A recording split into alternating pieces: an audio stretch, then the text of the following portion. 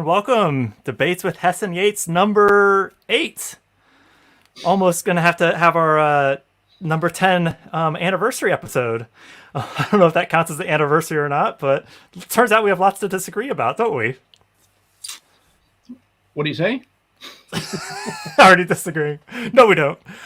Yeah, welcome everybody who's joined us. So, UK vegan family, and they're nice and early. Obviously, a poignant topic, given your the frame of your name. Ronnie, Jonah, Bernie, Leonardo, Jennifer, Trash Carcass, Airfin, Jennifer, Deb, Michael. Hello, everyone. And as usual, please let us know hello in the chat.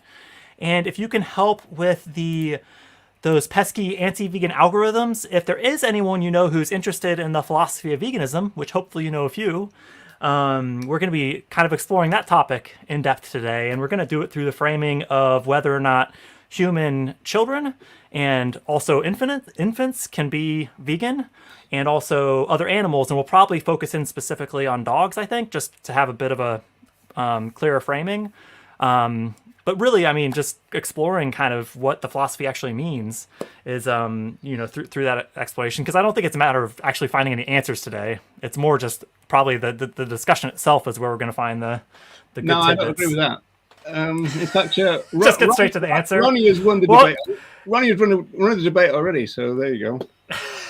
Well, if we want to just run straight to the answer, here you go. You gave vegan family, very good subject. Of course kids can be vegan. There you go. Shut down already. just a point of clarification, we are talking more from a philosophical sense today, not a nutritional or like what people are biologically capable of doing. And I mean, Ronnie's raised that point about the philosophy already. So we will try to work in more comments today. I mean, obviously all these discussions are important because we're talking about the lack of respect for our fellow animals. However, that said, I think this will be a bit more of a laid-back one, generally speaking. But yeah, it's some exciting news. We had some snow down south here. Do you believe it, Roger? Here we go. We had snow down here in good old Brighton. So this is from about an hour ago. We took our 2 dog friends out. So it looks like snow to me. What do you think? How do you know they're your friends? Well, they could run away from me right now, I suppose. Oh, soft southern buggers. You think that's snow, dear? Bloody hell. It is true. Like somebody's been snorting coke has had a sneeze. That's what that looks like. I won't ask you what made you mind coach up to that. But yeah, I mean, this is going to be part of the discussion today. Can these 2 individuals, should we be calling them vegan or on a plant diet or all the different variations? So I think our numbers are filling up, which is great. We'll go ahead and pop up the first poll. So I'll pop that in the comments. So this is just to get a sense of where people are at the beginning of the conversation. So if everyone would be so kind, there's going to be 2 questions for this one. We decide to split it out to human children as well as dogs, animals as a separate category, specifically animals other than human animals. Roger, we had about a 10-minute discussion about how to word that one. Yeah. So hopefully it's not confusing, but if it is, we'll find out. Hello, Amber and Guywin. Hello, Guywin. Kristen. Saying hello to Chewy and Dexter, who we see on camera now. Is Chewy and Elliot? Is Chewy named after the Star Wars character? She is. She doesn't look like it right now, but when we adopted her, her hair was down to the floor, and you could barely see her. So it made more sense before and then we gave her a trim, and now she'd probably better suit Yoda. But I just seen that vegan have a pee on the path there. So let me see. We've got 8 responses. Already. We don't have to do anything, Jeremy. Just read the comments. Read the comments. Make it simple. Give ourselves a bit of a week off. Yeah. So we've about a third of people responded. So the question, there's 2 different questions on the poll. So if you click the link I've just put in the chat, you'll be able to vote, and I'll close it off here in about another 30 seconds or so. But basically, the question is: can human kids be vegan? And can an animal who is not human be vegan? So go ahead and let us know what you think with that, and then flick back to the chat. I'll give it another maybe 10, 20 seconds. And it's interesting to see the difference in the results between the two categories, but we'll get into that in a moment. It should be kids, yes. Other animals, no. It should be. Just giving away the answer. Well, if you really want to help out, if you could vote for Roger at the start and me at the end, because we'll be tracking the shift, that would be the best scenario. Whoa! Don't do that, folks. All right, we're up to 14 responses, so we will go. They're still coming in, so I'll give it a little bit more time because I don't want anybody to be just about ready to submit and then we close it off. But I think we're pretty much there. So I'll end the poll results here. You'll get a chance to vote at the end if you missed this one. But let's see what the opening responses are. So there you go. Yes, 80% yes. 20% I'm not sure for human kids. Now when it comes to an animal other than human animals, 20% yes. 40% no, 40% I'm not sure. So it looks like that second category to me is really going to be the focus of the conversation today, which to me I think is the most interesting part of this discussion. Because we were just having a chat before we got on, weren't we, Roger, as far as kind of when in someone's development as a human, that philosophical capability kind of comes to pass? A chat? No, you were talking, I was listening. I'm sure it was the other way around. And just I mean, we're not going to be as onto it today, but just a general point, we'll probably spend about 20 minutes for the human side and then 20 minutes for our fellow animals. And yeah, just see how we get on. So with that, I mean, we're not going to be too structured with this one. No opening statements or any of that stuff, but you were talking about the difference between infants and I've got my children before we got on? I've got my opening statement right here. No, I don't. Oh, you could throw that in the bin. No, I don't. Die Svenja, welcome. Voted for no other animals, but now that I think about it, I should have voted yes, as voting no is speciesism, assuming other animals cannot understand morality. That's going to be a key part of my position today, so I'm glad to hear others in the chat are thinking along similar lines. So yeah, and similarly, how can we speak for other animals? We have no idea their philosophical capabilities. So maybe if we want to, before we get into other animals, do you want to just do a quick pitch for your position on human children and infants versus kids, and maybe I can do a bit of a rebuttal? Yeah, it does need to be that we need to separate out infants and kids. And so my position is not really that kids can't be vegan, it's that infants can't be vegan. So there's some interesting stuff. There's a lot of interesting stuff about children's cognitive and moral development. And generally speaking, they talk about things like, let me just pick out a couple of things. Ages 1 to 3, toddlers are often impulsive, acting before thinking. They tend not to, they're beginning to understand concepts. They're not really beginning to understand kind of moral ideas. But when we get to the ages of 4 and 5, preschoolers begin to develop their own ideas about right and wrong, and they're better able to follow rules, which is an interesting one. So I would say that my position is about infants. I would say that infants cannot be vegan, and people who know me, they know that I don't like the 1988 through to the other way around, the 1979 through to 88 vegan society definition. I think it's a bit weak compared with other statements, but it does begin their definition. Veganism is a philosophy, so that means that we have to. We're talking about beings who can understand the philosophy of veganism as a position about justice and this kind of stuff. Philosophy is a study of general and fundamental questions, such as reason, existence, knowledge, values, the mind, and language.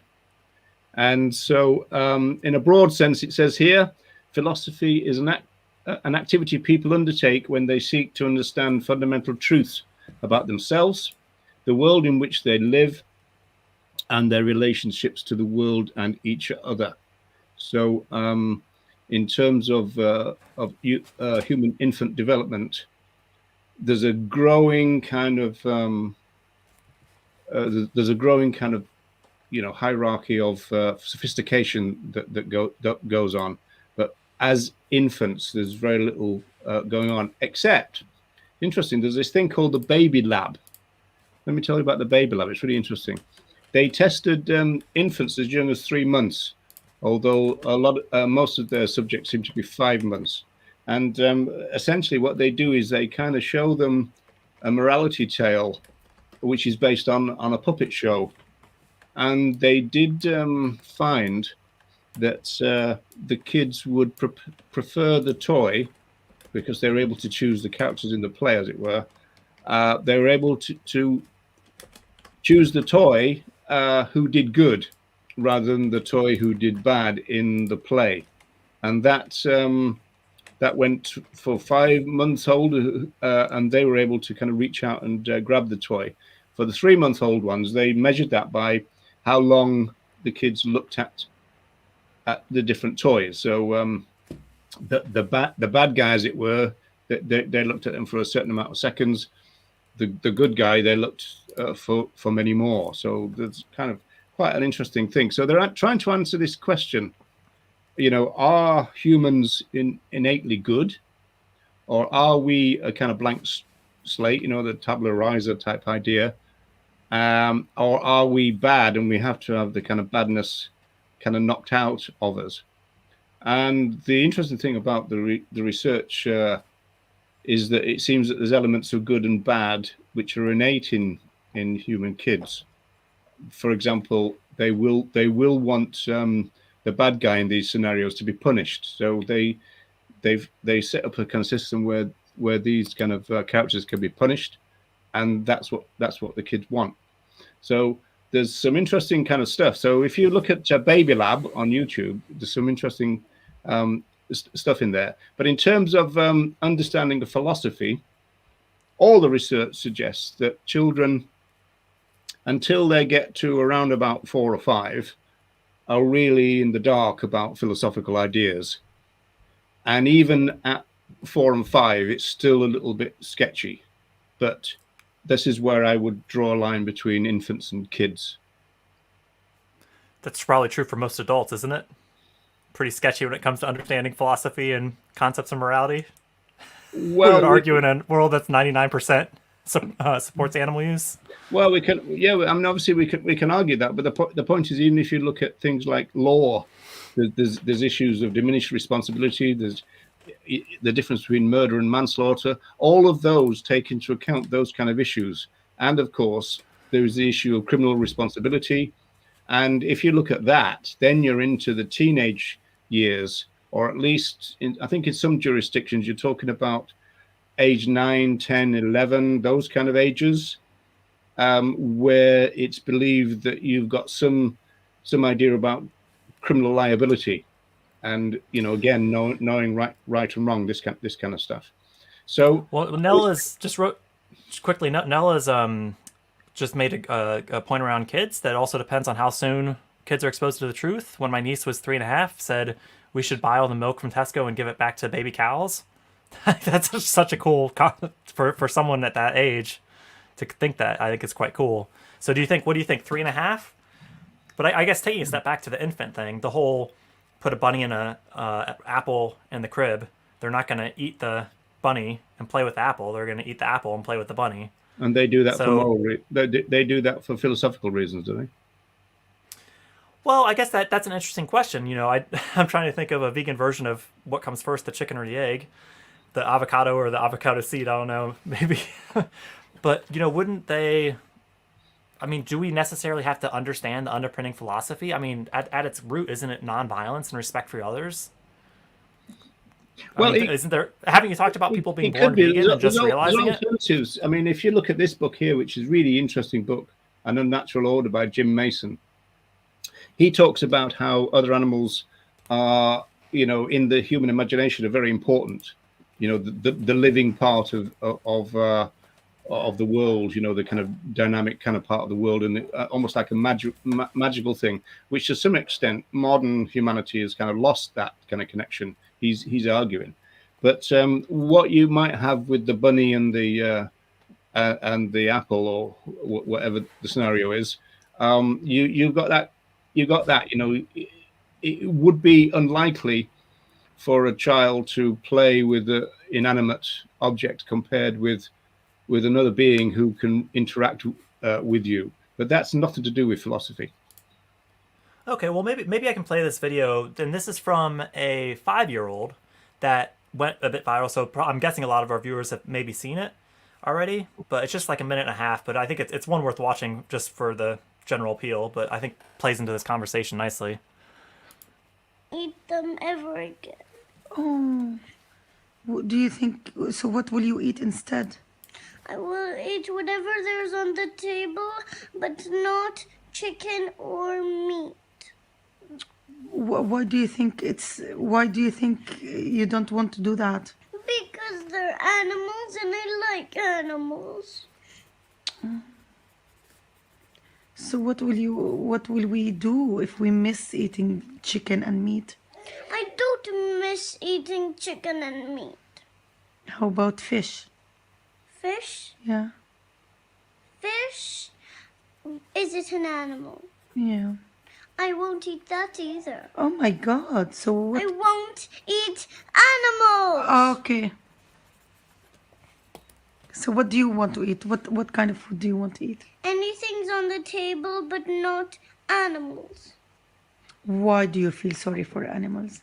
Because they're nice and I know that we cook them sometimes, which is not very nice, and I know we like to eat animals that we cook, but that's not nice for them.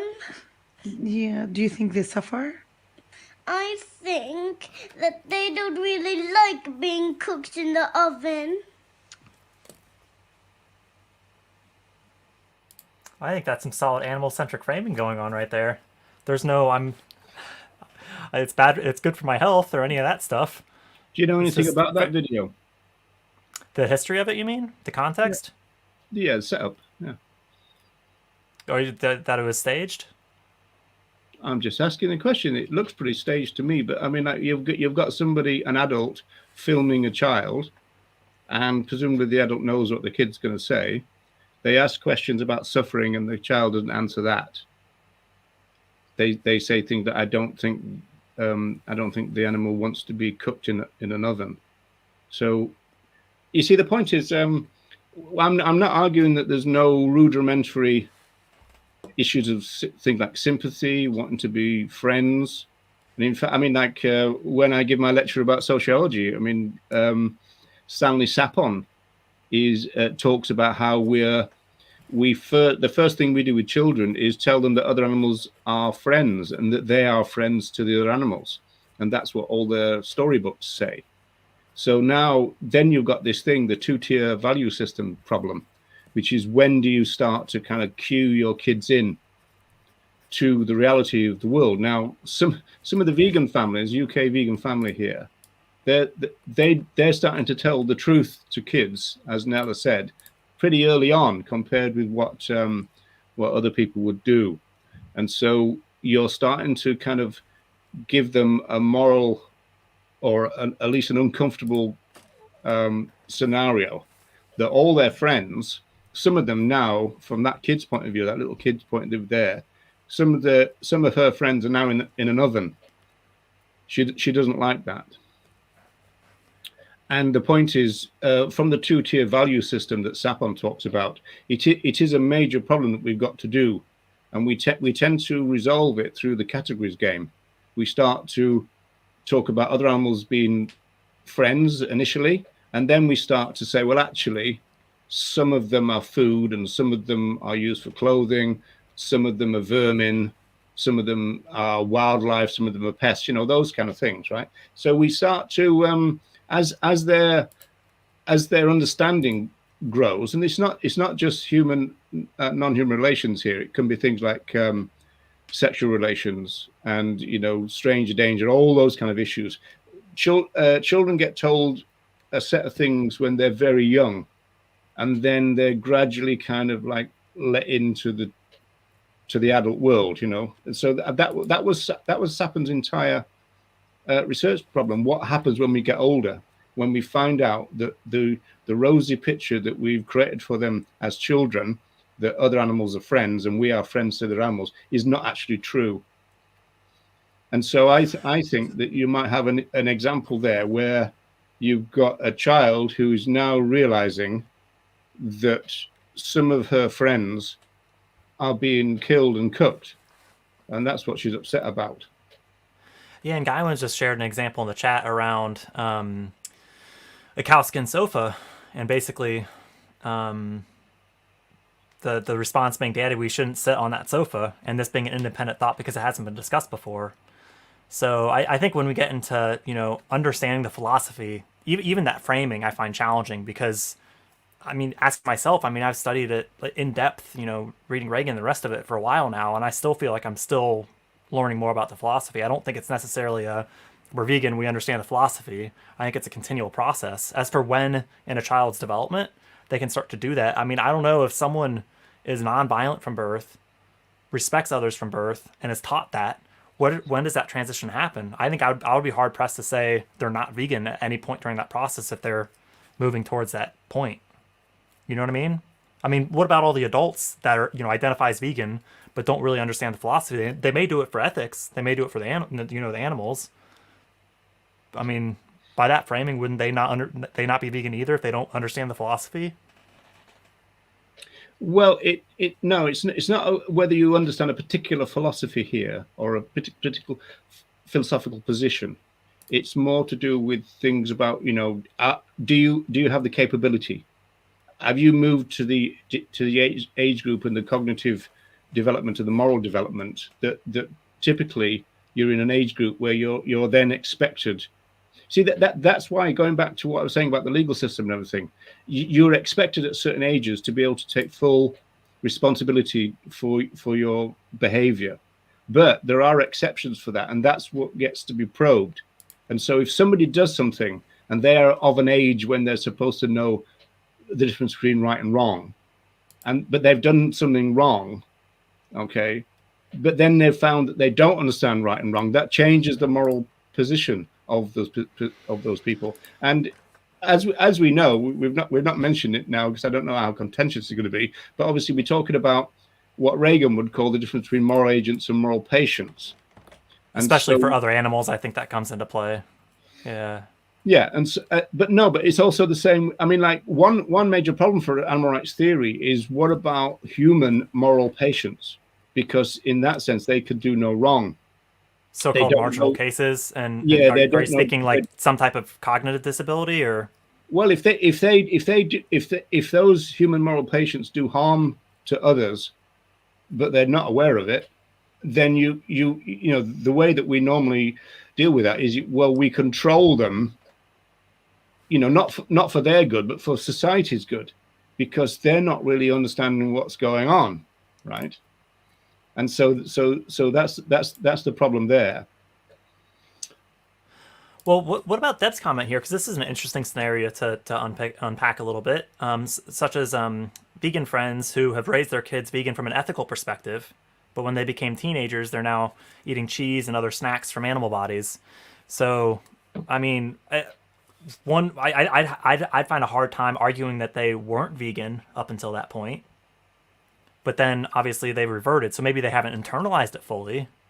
I guess that's where, oftentimes with the intra-movement dialogue, we get into the whole distinction between plant-based versus vegan, or plant diet, I would prefer to say, because plant-based is ambiguous. I mean, I can get a little bit closer to this. My own kids are in this category, especially my son. Okay. I mean, my son used to delight in asking me for money and then telling me that he's been to McDonald's with it. And so... Wow. And was that to hurt you think? That was, yeah, that particular thing was, yeah. But I mean, really, it was his way of rebelling. But the point is, I remember people saying, well, I was a rebel when I was a kid, and what we really need is for more vegans to have kids. And I said, what happens when those vegan kids rebel? Yeah, no one knows. Yeah, and that's what happened with mine. And so, kids will.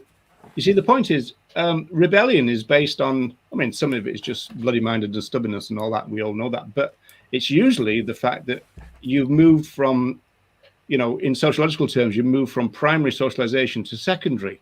And so normally your first socialization is kind of very family-based and it's very tightly controlled.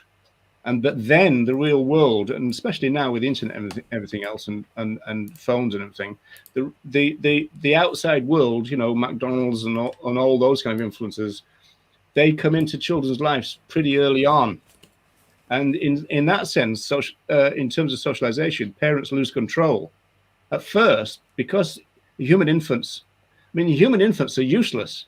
They can't do anything when they're born. I mean, they can suck and they can push kind of liquids out. That's about it. Everything else has got to be taught. You've got to teach your children how to go to the toilet. I mean, human infants compared with non-human infants are really useless. But I mean, there's all kinds of reasons for that. Just a real quick note for M that we do close off the responses about a minute in to the opening poll, but there will be a closing poll at the end, and that's really just so we don't get people voting throughout, so we can get ones before and after. But yeah, you're right. I mean, infants they rely on us. I guess to me the thrust of this question is, at what point does someone really transition, and this goes for adults as well, at what point does someone really transition over to being vegan, and do we require like some level of the understanding the philosophy? Because if that's the basis, then most vegans wouldn't be vegan, because most vegans don't understand the philosophy. I think the fundamental error there in your position, Jeremy, if I may say so, is that you're confusing the idea of becoming morally aware with going vegan. Now those two things are separate. People become morally aware, but that does not necessarily mean, I mean, we think it should, but it does not necessarily mean that they go vegan. Right. It's not as though only vegans in the world are morally aware and everybody else are unaware of moral issues. So when someone's saying they're raising their child vegan, like, at what point would you consider that an acceptable statement, or is there a certain age where you would say, oh, well, they're not actually vegan? Well, that's a really interesting one, on the grounds that they are raising their. I tell you what, I could make an interesting kind of class point on this. It's probably not really that relevant now, but used to be said that middle class people used to explain to their kids a lot more than the working class people kind of what was going on in the world. And I know that those are really kind of terrible kind of stereotypes, but the way it used to get explained is this. Which is that a working class person on the phone and their kid is interrupting and they just tell them to go away. The middle class kid, and these are all stereotypes, folks. I don't really mean all this. This middle class kid said, "Look, I'm sorry, but your grandma's on the phone, Tommy. I'll speak to you later, but first I've got to deal with what grandma wants, okay?" And then the kid then is kind of like, "Oh, okay, I get the problem." Now, a vegan family will start to talk to their children in a different way than a totally speciesist, flesh-consuming family. And so they will become much more aware, and they'll be told more things, and they'll be told different things. It's like saying, if infants can be vegan, can people be Marxist when they're infants? I mean, people say that everybody's born vegan. Well, is there such thing as a born Marxist? Well, I think that might be. Yeah, I'm not sure. That might be moving a bit away from the vegan thing, because I know my understanding is exactly the same. Marx is a philosophical position. Veganism is a philosophical position. Is anybody born with that in their head? I just think there's different perspectives wrapped up when we get to Marxism versus veganism, and I think if we start to talk about them in the same, we're talking about the limitations of analogies the past couple of weeks, haven't we? But I guess to Trash Carcass's point, veganism at its core is being free of discrimination and hate. We're all born this way and indoctrinated into various forms of these. We don't need to understand the definition of philosophy, which begs the question. Here's another asking a similar question in a different way. Is, you know, similar to at what age could they be vegan? What if we're in a vegan world, you know, utopian, literally vegan world? You know, someone's born. At what point? I mean, are they not vegan when they're born? If they're not indoctrinated with this cultural, non-vegan, speciesist influences, I would argue that they're vegan.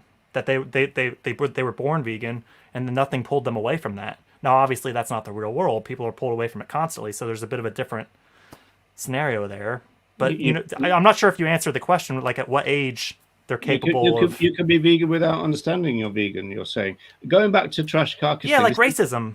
That to me is a better analogy than the Marxism. I mean, I've shared that meme too. This is actually a very interesting position. This one, in the sense that, you know, we're born, we kind of born good. We're free of discrimination. We're free of hate. No one's born as a racist and all this kind of stuff. The baby lab stuff contradicts this, saying that their suggestion is at the drop of a hat, babies as young as 5 months will create us and them categories, and that they will then start to use any difference whatsoever between themselves and the other to create the other. And then once they've created the other, they will discriminate against them. So what we want is Trash Carcass's scenario. We want that to be true.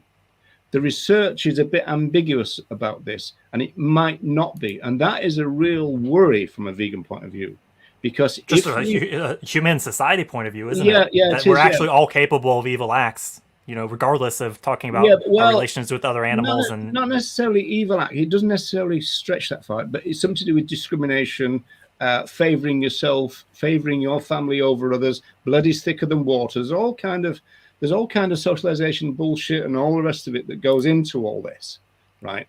So this is not a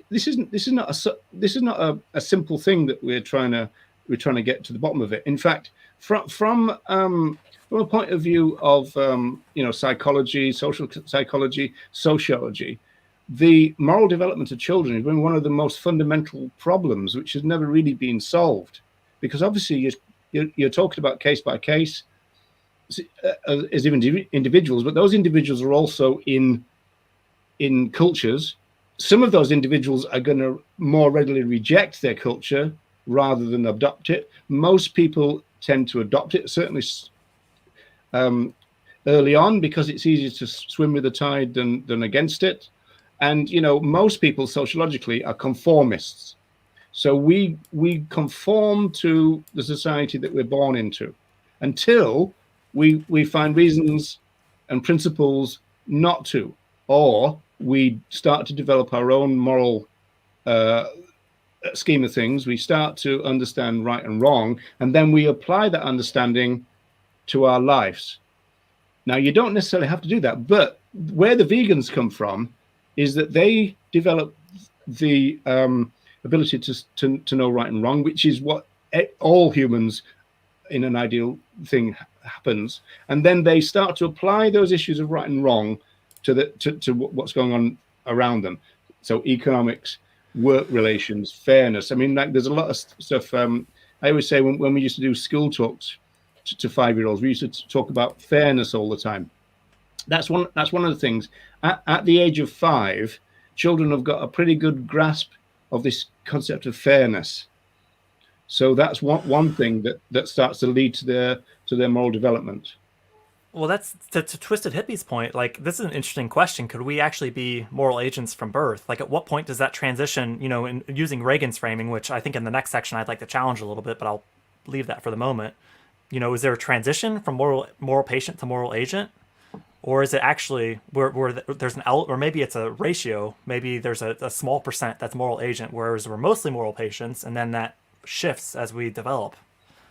Well, as you know, I'm not going to be able to answer that question.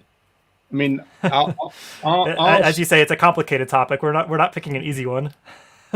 I mean, as we know, there's a lot of, I mean, especially from a vegan point of view, most people don't act as moral agents when it comes to our relationships with other animals.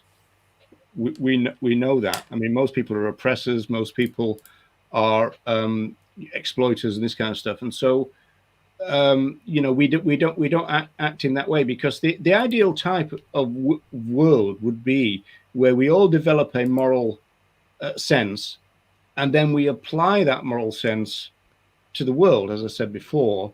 And from a vegan mindset, you think, okay, well, that means everybody's eventually going to go vegan. Of course, we know that's not true. But it's also not true that all those people are just immoral.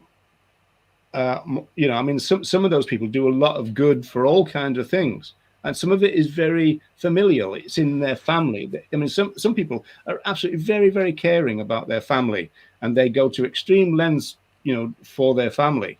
Well, you can make pros and cons arguments about that, because that's a very, I mean, why are they doing that and not expanding that to the rest of it? A lot of people are very nation orientated, but they don't give a shit about the rest of the world. Whereas other people, and vegans tend to be in this category, tend to think of, take seriously the idea of a global village. Now, if we thought in our head that we're in a global village and that we don't recognize boundaries, the right-wing idea, nations and walls and boundaries, that everybody is in the same village, then we should all care about everybody else. So that automatically means that we'd start to think, why are some of our village starving to death? That's what should happen. Well, and I think just to pull it back to the veganism thing, I mean, it's just the flip side of it. Deb's just raising the point, which I think we should all do more of this with, just in general, when unpacking these things, is, the whole devil's advocate. There's also young children who abuse and torture other animals. So, are they exception? So maybe some children have the capability to be born vegan and others don't. I don't know. I guess the other animal part, which we'll get into in a minute. Well, just real quick, the other animal part is probably the key of this discussion. But for me, that's the thing for me. Like, the whole idea of saying someone can't be vegan until they develop enough to have the cognitive ability to understand the philosophy just doesn't sit right with me. One of the Baby Lab videos that I saw in preparation for this wonderful experience that we're all going through, there was a couple of toddlers, and one of them went for the other toddler's eyes, and they were going to put their fingers in their eyes, and they had to be stopped doing it. And now, are we saying that they were, what was the basis of all that? What we normally would say is that they didn't quite realize what was going on. But then once you think that they can, you'd say, oh, no, don't do that, love. Don't do this, that would hurt. And then you start to try and kind of talk about, well, you can be hurt and so can the other person. And so it's a gradual process. The idea that we kind of come into the world with a fully fledged vegan philosophy in our head, it's a bit fanciful. I don't know whether that means that some people can't. Maybe they're Reagan's Da Vincians. Well, that's an interesting point. That's a very interesting point, because the three categories he uses, muddlers and Da Vincians, and what's the third one? Damascens. But yeah, maybe we can save that. That might complicate the discussion. But yeah, just basically the idea that people just get it. Well, that's, to me, like, I don't think they necessarily need to be born with the intricate knowledge of the philosophy, but at its core, is vegan philosophy really that complicated, or is it really just about respect and nonviolence? Because I guess to my mom's point, like, can someone be born good or bad? Genes, something to do with it. And from a non-ableist perspective, but like a clinical perspective, it's 1% to 2% people who are born psychopaths, and another small percent that, sociopaths that kind of evolve into a similar mindset of just not, respecting others. I mean, there's that, but I think that's your mum trying to work out why you were such a pain in the ass when you were a kid. I'll leave that to my mom to follow up on in the chat if she wants to provide some context. But yeah, I mean, so the last point I'd want to make around the human child thing, because I'm not sure if we've actually gotten to like a firm answer. I mean, I would say that they certainly have the potential to be born with the tendency towards nonviolence and respect. Now, whether or not that can be strengthened over time, I think that's definitely true, but I'd say that's true for all of us. So I guess if someone's 1 or 2 year old says they're raising them vegan, I wouldn't necessarily say, well, they're not vegan, they're eating a plant diet. And I guess as part of that, I think strategically, even if we strip away the theoretical side, because I think it's good to just always keep that in mind. I mean, if we talk about plant diet, we're not talking about veganism. So even if we're using veganism in a sense as an end goal, that yes, when they're older, we're going to more fully explain the philosophy. Does that not shift the conversation to where we want it to go versus not talking about veganism? Well, yeah, you could say that. Also, of course, by the time you get to that stage, it's kind of, well, when they get older, you explain veganism to them, but also you're wanting them through the values that you try to socialize them in to kind of like join you on the journey there as well. It's not as though you're dragging them to there against their will or anything. You're hoping. I mean, all parents hope a set of things about their kids. That you can help them not make the mistakes that you made and everything, and you can help them in their future lives and everything. But also, all parents realize that they've got to find their own way. But you're hoping that they're going to find their way to a good place. And for a vegan parent, that means they also find veganism. Obvious. Okay. Well, I think just in the interest of time, maybe move on to our fellow animals. So if everyone can make a mental note of whether or not you think kids can be vegan based on that part of the discussion, I will shift. I don't know about you, but I think it'd be easiest to talk about dogs. Just because most of us have, or no, I shouldn't say most, but a lot of us have had firsthand experience with dogs. Why dogs? Isn't that species hierarchy there? It's familiarity. That's a fair point. But to that point, I guess it's been raised through the chat now a number of times. Like, I think maybe it's worth framing the moral agent versus moral patient thing a little bit clearer now, because I guess Reagan's whole idea is that humans, not all humans, but basically you have to be human to be a moral agent. And that everybody else is a moral patient, which means you don't actually decide morality. You're just a recipient of it.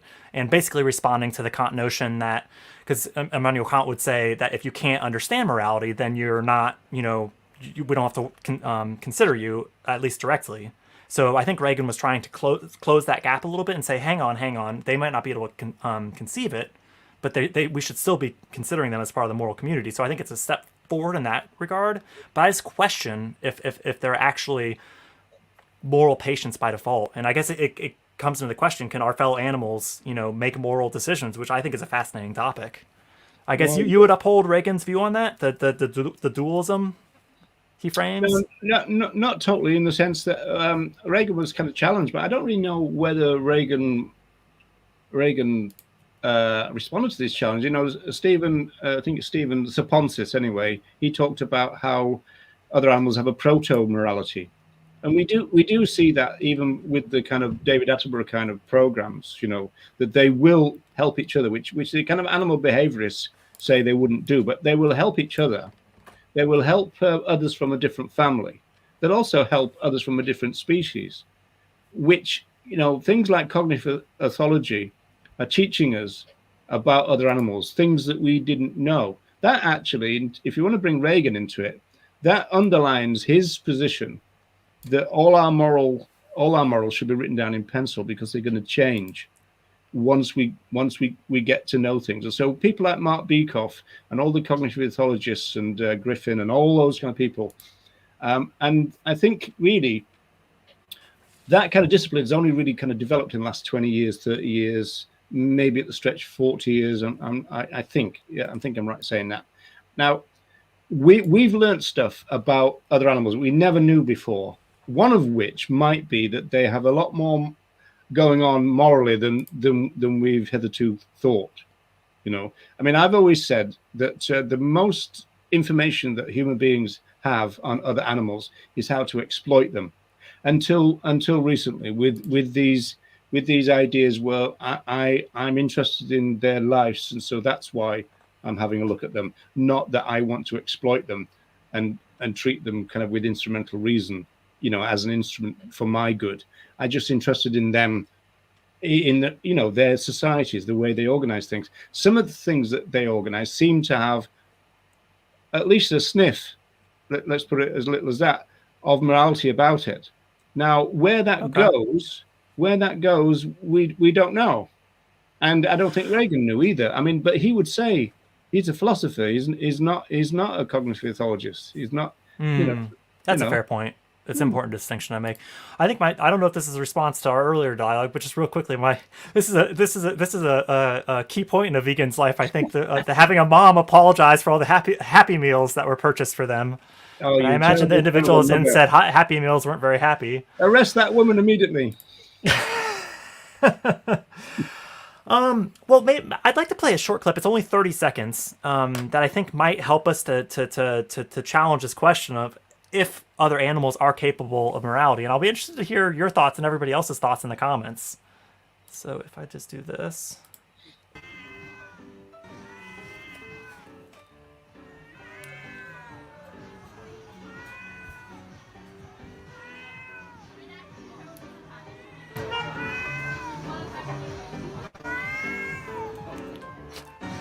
I love watching your facial expressions, Roger.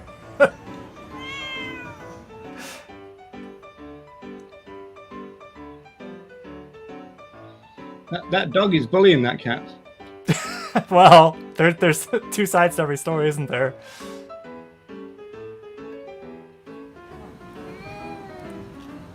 So I'd be curious for those in the chat, who else has seen this? But I don't know. That. I've never seen that. What do you think happened? Well, it's really difficult to know. As was discussed with anything on the internet, you know, who knows how staged. I mean, for people with us now, they don't know how much we've staged this conversation, to be fair. But yeah, so I don't know, like, if this was top behavior, or, you know, who knows? I mean, I guess I wouldn't want to assume that the dog person wasn't separating a potential fight there. I wouldn't want to jump to that conclusion. Now, whether that was actually happening or not, you know, we can have that discussion. But I wouldn't assume. I wouldn't want to assume yes, and I wouldn't want to assume no. So, as animal rights advocates, I think all we have to do is gesture at this gray area of, hey, what if? So I guess a question to you: what if other animals can experience morality? Don't they have the capability to embrace principles of respect and nonviolence? Well, one interpretation of that clip that you usefully kind of thrown into the mix here is that from your point of view, you think the dog may have broken up a fight. Yeah, because at the beginning, the cats are squaring off here. And like I said, you know, if this is staged or not, it's kind of hard to tell. But the cats, there's food in the mix, which I think any of those you know, who have involved with other animals in their family know that food can be a catalyst for fights. Now, I don't know what's happening here. I'll be honest, I don't know. I just wouldn't jump to the conclusion that this is just random or taught. Like, maybe they did see a potential event happening. You know, I'll give another. If that dog would have lived with Gandhi, he would just interpose his body between the two, wouldn't he? Yeah, that's a good point. Doesn't completely embrace that philosophy. I'll give another example. At the beginning of the live stream, we played a clip with Dexter and Chewy, just on the walk yesterday, before the snow blizzard. Snow. Chewy, there's a really high energy dog coming over to say hi to Chewy, and Dexter was, you know, on the other side of this park. And when they ran over to Chewy, he raced back over. And, you know, obviously, you know, you can argue it's just instinctual and all this stuff, but there's also a part of me that thinks, hey, you know, Dexter's thinking about, you know, I don't know if you want to call her his sister or, you know, whatever, but his family member or his pack member. Who's to say he's not looking after her? Isn't there a potential for morality or, you know, those types of relations between animals? I mean, the proto-morality as you spoke to. So I guess where does that leave us with whether or not other animals can be vegan? Yeah, possibly. But I mean, like, Trash Carcass said, my dog, property, has broken up catfights without being trained. There you go. So that's interesting. Yeah, okay. But I mean, we don't know why, do we? Or do we? I mean, are we gonna impose our? Here's another cats are born evil. Oh well, there's no bias in these observations then. Well, and to Guyon's point, you know, dogs is unfair debate. You should debate cats. I mean, I think we're completely ignoring the nutritional side of things. This is more from a philosophical, because I think we have enough to unpack today as it is. But really, you know, to the earlier question, can they be moral agents? We shouldn't have to talk about what they're fed. I mean, people will feed their animal property what they want to feed their animal property, but that doesn't make their animal property vegan if they feed them a plant-based diet. Well, yeah, similar to kids. Just if obviously for teenagers, even up to we can feed them whatever or whoever. But to me that's sidestepping the question. The question is, can they be vegan? It sounds like the concept of proto-morality would say that maybe they can be. Our dogs, I want to raise our dog friends, I should say. You see, you keep saying friends. How do you know they're friends with you? I'm just trying to swerve saying our dogs because I don't want to imply they're our property or something. Language is a messy topic, as we know. Oftentimes it's a stopgap. It's not a perfect solution. I mean, we talked about. You show a picture of your dog friends, and you're saying that those dog friends can be vegan, or that are vegan, right? Now, presumably, if some stranger was walking down in front of them and they dropped a ham sandwich, those kids, those dogs are not going to go, well, I'm a vegan, I'm not touching that. But also, I said before we came on air, I'm going to ask you a question. You understand, or you accept there is a concept called obligate carnivore, right? Okay, what about it? Can an obligate carnivore be vegan? That's not really the focus for me. I'll try to. I'm going to try to answer because I know if I don't, you're going to call me out for not answering the question. This will be your first one. Who's going to answer the question? Yeah, because I think anything to stretch the definition of veganism to it's not possible and practicable, that's a bit disingenuous. So I don't know. To me it's a bit of a thought. It's a bit more of a thought experiment than necessarily a practicable. Is this thing, you answering the question? Well, let's. You, I know you gave me advance notice, but it was advance notice about 5 minutes before we hit the go live button, so I haven't really had a chance to process it. Hang on. So philosophy, way of living, which seeks to include as far as possible in practice. Well, here, I know this is your favorite definition, but I would argue that a lion killing a gazelle, they're not exploiting them. And okay, obviously it's cruel, but from their perspective, they may try to make it as quick as possible, basically an animal welfare point. So if you want me to wiggle through an answer for that one. So you're moving towards a position where an obligate carnivore could be vegan. It's just that they're forced to kill to eat. Well, I think we don't want to look, as we discussed the other week, we don't want to look at other animals as some monolith. I think there are probably obligate carnivores that, I appreciate it's maybe instinctual when they get hungry, these things happen. But I would like to think there's a spectrum. Some probably enjoy it more than others. I mean, it's a really interesting philosophical debate. This, I mean, there is a human element to it, which is kind of like we do know there are some people who suffer extreme forms of domestic violence. They are not allowed to not eat flesh by their abusive partners, but they might still have a vegan mindset. So we would probably say that they are vegan, but they're forced to eat flesh. And I was just thinking, well, it's a similar thing with obligate carnivores. That their physiology, anatomy makes them do something that might philosophically. I'm taking your side here. I was going to say, I'll just put my hands up. You can argue with yourself. No, I'll just put up comments. I often do that because I'm a fair person and I will look at everything. Not like I'm watching the Cobra Kai series on Netflix at the moment, so it's all strike first, strike hard, and show no mercy. Anybody know any cats who've broke up a dog fight?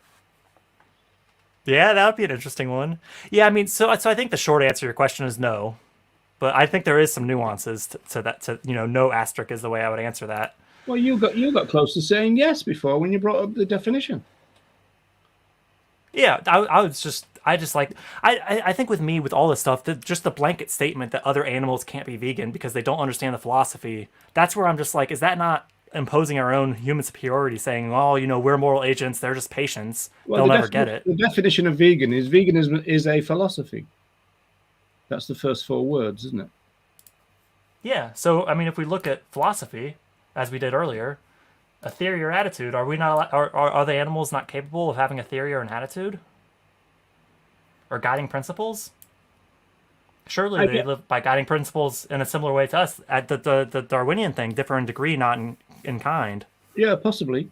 I mean that again is an interesting part of this debate, and that perhaps is the very thing that Sapontis is trying to get at when he's talking about proto-morality, because it is a question of degree and not kind. And so therefore, I mean, a lot of people have said, well, the other animals, given time, will get to where we are, heaven forbid, in terms True.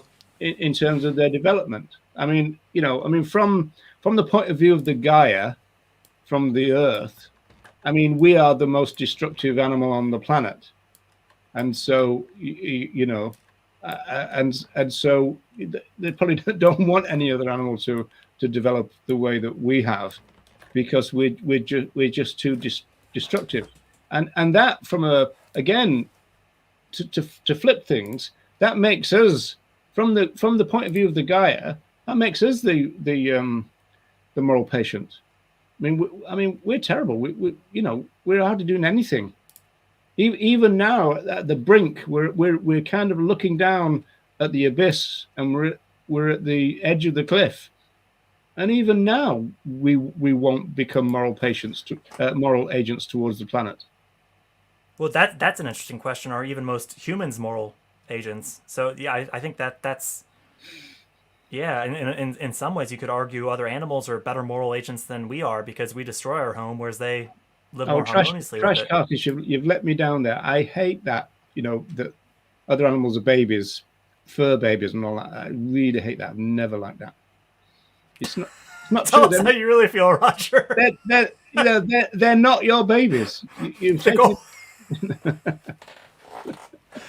Well, it is an interesting relationship, because we do adopt them like we would adopt a human child. It's just the development's different. They'll never develop and move out of the house. So they are in a sense our children. Right? Yeah, but you know what I'm going to say, Jeremy? The real problem is that we won't let them grow up. We infantilize other animals, and they remain.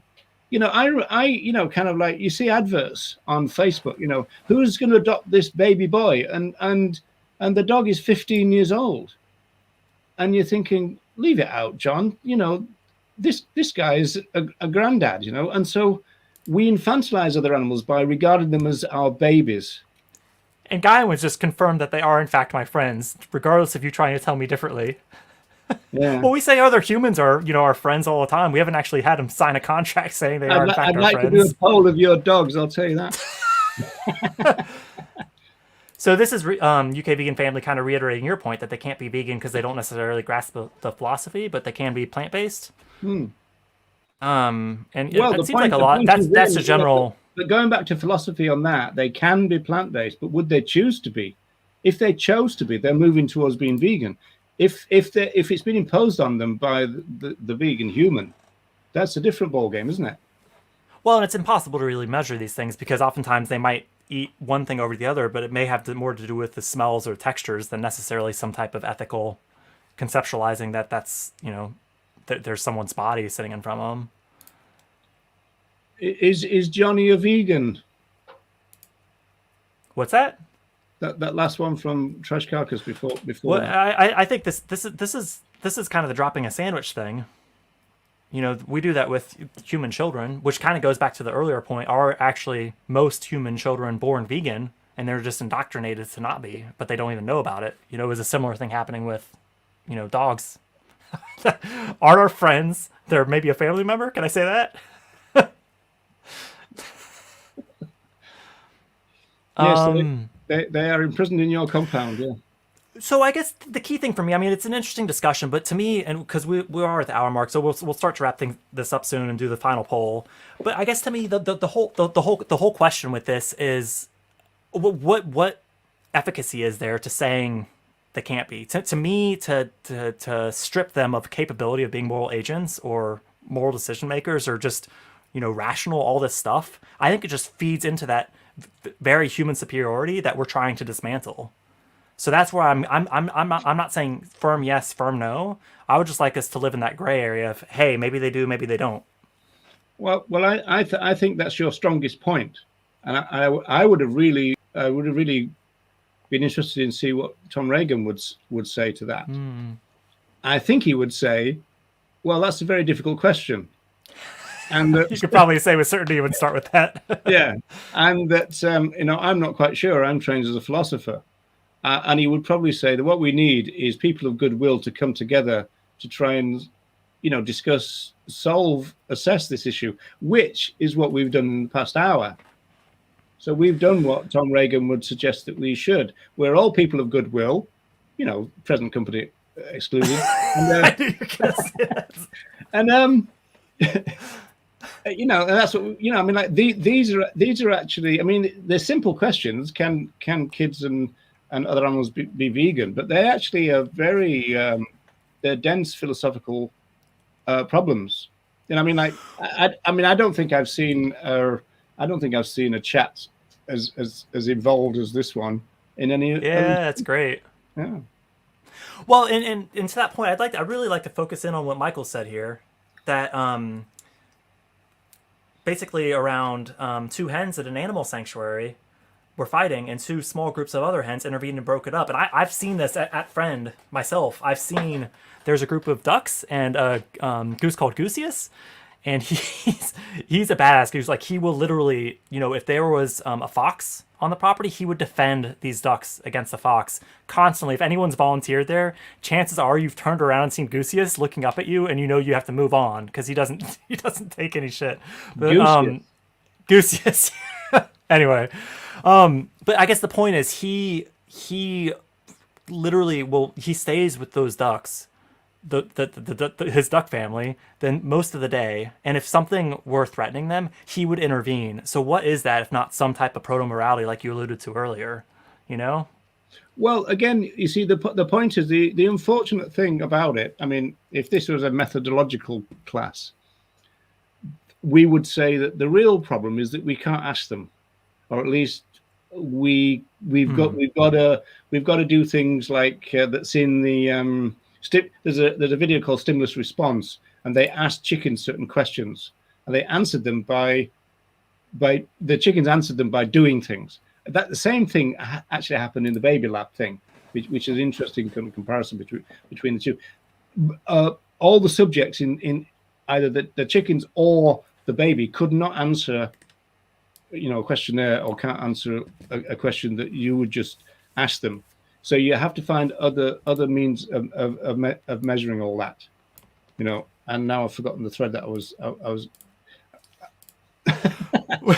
We probably should do the closing poll anyway. I mean, I think to Twisted Hippie's point, it's not so much about the definition or even the philosophy. It's a matter of the underpinning meaning behind that, which I think all of us might have different threads of. And I guess my case would be that other animals do have, as you refer to it, as a proto-morality, that they do have the capability. Yeah, but you see, the point is, I've seen what you saw at Friend. I've seen chickens intervene and stop the fight between other chickens back into daylight. But we're on dodgy ground if we to make any assertion of we know why. Aren't we on equally dodgy ground to suggest we know why not? Well, are we saying we know why not? What you mean that? I think we are when we're saying they can't be vegan. So one possibility is that the chickens intervened in the chicken fight because they're vegans. Is that what you're saying? I'm just saying the underpinning. I mean, I'm making a few leaps of logic here. I appreciate, but I'm suggesting that veganism. That's my de facto. But if we look at the underpinning philosophy of veganism being about nonviolence and respect for others, is breaking up on a fight not part of that? Well, again, we wouldn't know. I mean, from our point of view, it looks like that. But we can't, I mean, on that point, I agree. It sounds like maybe you take a more literal stance than I do, but it sounds like we mostly agree. What was this gladiator name that you just came out with? Gooseus, isn't it? Gooseus. Yeah. I mean, did you ask Gooseus why he did what he did, or why he would do what he would do? I mean, I would have a hard time arguing against him protecting his family.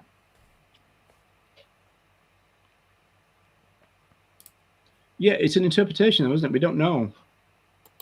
But isn't saying they can't be vegan an interpretation? Like, why just swerve all that and say, hey, maybe, maybe not? But Be, I think that it's a bit of a. You see, when you say someone can be vegan, you're meaning that they can understand that veganism is a philosophy. They can assess the philosophy, and then they can adhere to that philosophical position. So it sounds it's easy. not vegan in a human sense. Someone can be vegan. That sounds easy, but when you actually kind of undress what that means, it means actually quite a lot. So like we've all gone vegan, right? But it's, when people are vegans, it means that they've done all that. They're capable of being vegan. They've assessed the situation. They've looked at the evidence as such that they have, and they adhere to the philosophy of veganism. Now, whether they lived that before is an interesting thing, and that's I think that's what you're saying, isn't it? They could almost live as a vegan before they know what veganism is. Yeah, and I apologize. I'm not sure about the pronouncing the name. It's Obi, but yeah, the point that dolphins have brains twice the size of humans. I guarantee they have their own philosophies, but they may be too complex or irrelevant for us to understand or interpret. Similar to I've also heard that cows have significantly more emotional intelligence than we do, which I've seen firsthand. I think, as well as orcas, if we've seen blackfish and those types of things. So I think it. I mean, back to my point, my main point, I think, it just feeds into that human superiority thing, saying we're the only ones capable of being moral agents or, making moral decisions. Well, I don't know. You'd push back if someone said, well, so-and-so have a brain half the size of humans. You'd say, well, what does that prove? Wouldn't you? Yeah, it gets into ableism and cognitive ability, which shouldn't be really... my focus is more on emotional intelligence, if anything. What do you think? Should we do the closing poll? Well, we'd be waiting. I've got the kettle on. I'll drop a comment in the chat, which you should get across platforms. If you can just let us know on those two questions. So this is purely from a philosophical perspective, like the idea of it, versus nutritionally, both for human kids. We shouldn't have to say that. You just want me to zip up? I'll just flash through some of the comments that I'm catching up on, just so people can see them on different platforms. But we will leave this open for another minute or so. Those responses are coming in. That's an interesting one. I mean, the thing there is that there are carnivores and then there's obligate carnivores. So that would be the obligate carnivore would have the real problem, right? Unless we would have to have a technological solution to them, like with obligate carnivore cats. Obligate carnivore cats can be on a plant-based diet if technology and science was able to create all the nutrients that they would normally get from flesh and this kind of stuff. But it's a bit, we know it's controversial, but it's also quite a difficult thing to do. Well, here, have you done much on Discord, to Twisted Hippie's point, while people are coming in on the survey? Because we've got 14 responses out of 36, so I'll give it another half a minute or so. Have you done anything on Discord? Because it sounds like we have loads of conversation. I've never been on it. Well, you've got an official invite now. This is that kind of black chat room, isn't it?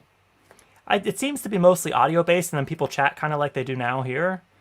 I've been just a casual observer on a few of them, but nothing too in depth. But I know. The only time I've ever seen it was when I think Ask Yourself might have done something on it, and I think Vegan Games is on it. And it seems like a lot of people are gravitating more towards this streaming thing, like we're doing, from what I've seen. I don't know. So I don't know what the advantages are one way or the other, but I think the short of it is the position I would say is I think it's good to just say what if and invite people to a conversation, because if we get people questioning some of these things, maybe we'll get them wondering a little bit more and respecting our fellow animals more. Yeah, that's an interesting one about the evolutionary biologists. What, this one? No. Thank you, Twisted Hippie. Sorry, which one? about time. the one that you had before you had to do your self promotion. That's the one. Oh, I'm just clicking through them, but yeah. Evolutionary biologists say predators have evolved to quick kill in order to avoid being injured. I guess a similar evolution has arisen in breaking up fights in the flock to stop injuries.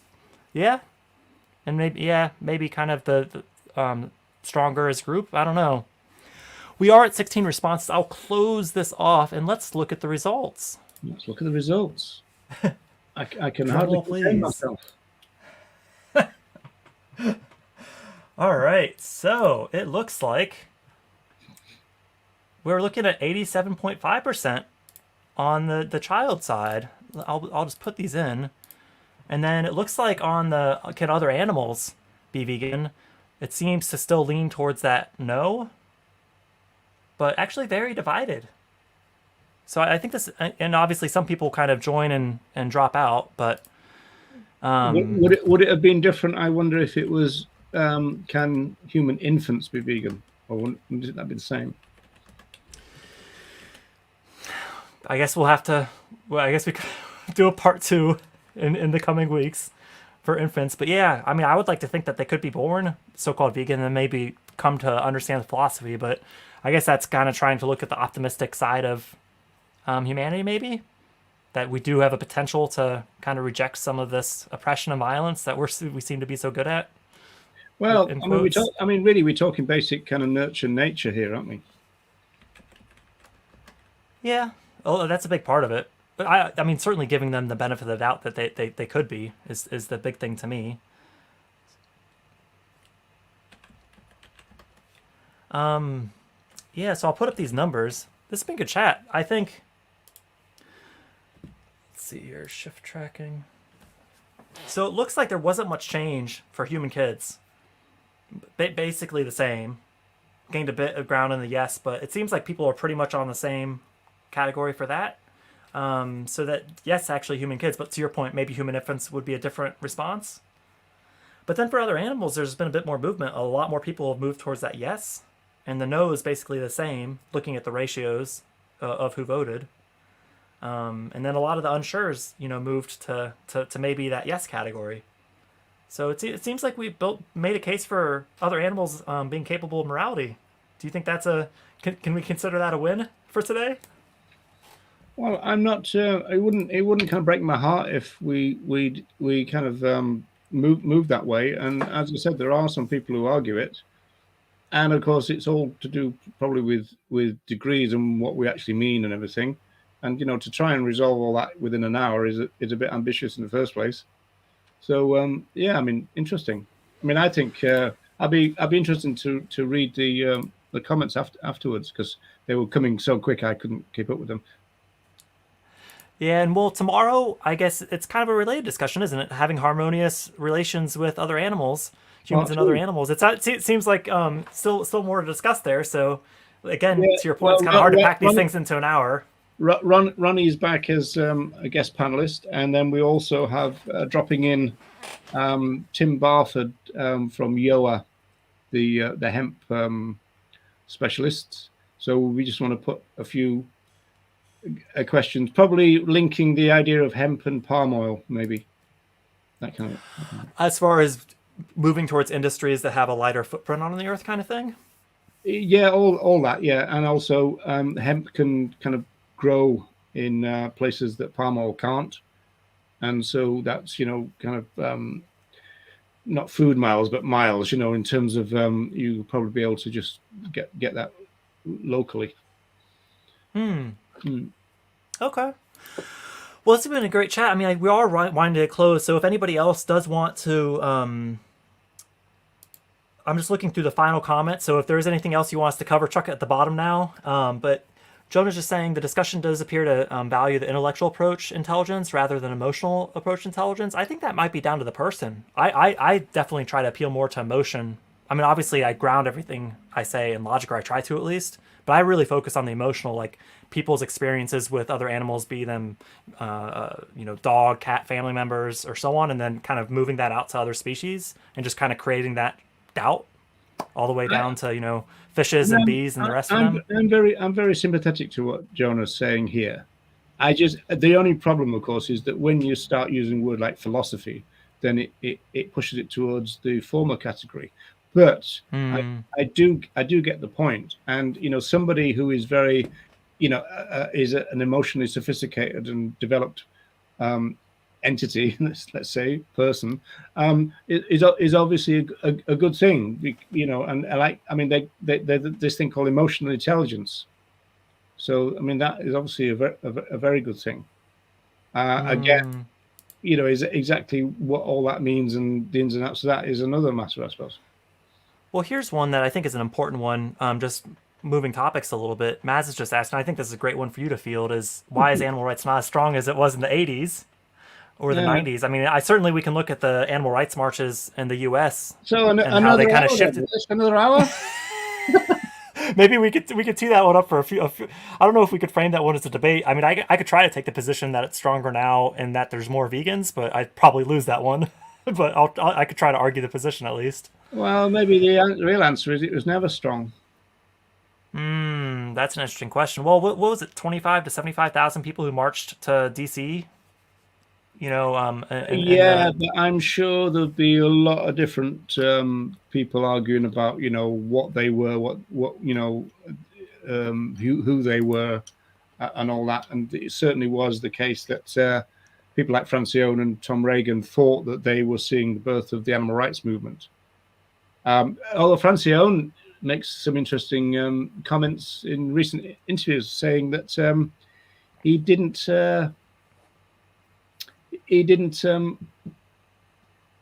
people started to talk about animal rights without knowing what it meant, and so he had a lot of dialogue with Tom Reagan about that, and of course then you're into movement politics then, because there's it's almost like animal rights had a complete anchor to drag along, which was called animal welfareism, and that was the major problem, because there's a lot of money involved, there's a lot of politics involved, there's a lot of all kinds of stuff going on.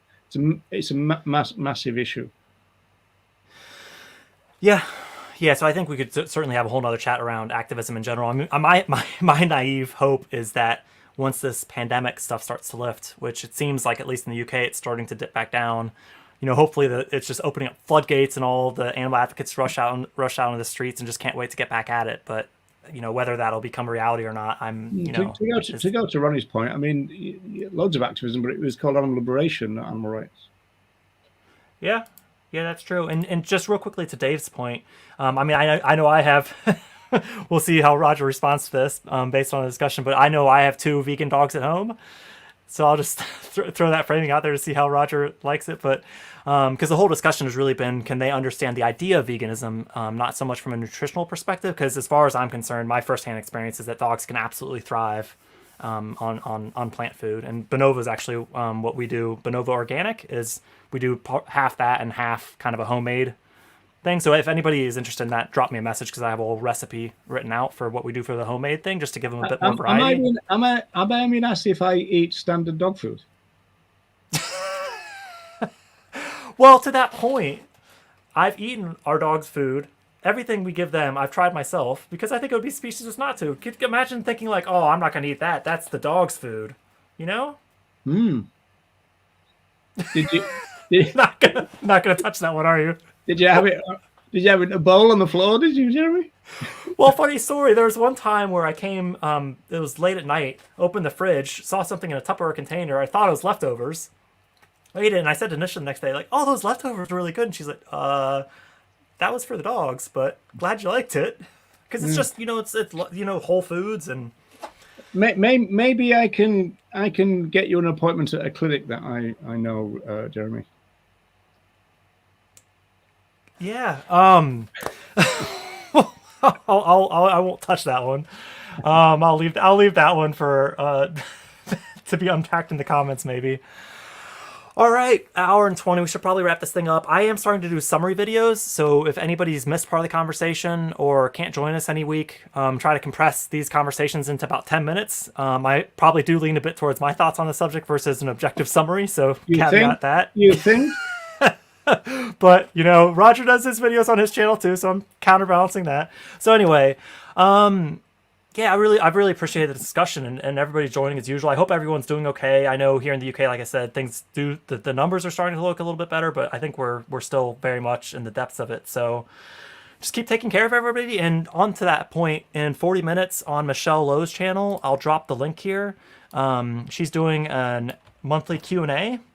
So if anybody would like to go over and kind of cross-pollinate with that part of the the YouTube streamer community, great to meet some other people there. And Michelle is a professional psychologist, so you can you could even ask her some questions relevant to what we've just talked about. Yeah, great idea. With that, thank you everybody for joining us, and we will see you next week. Bye, everybody.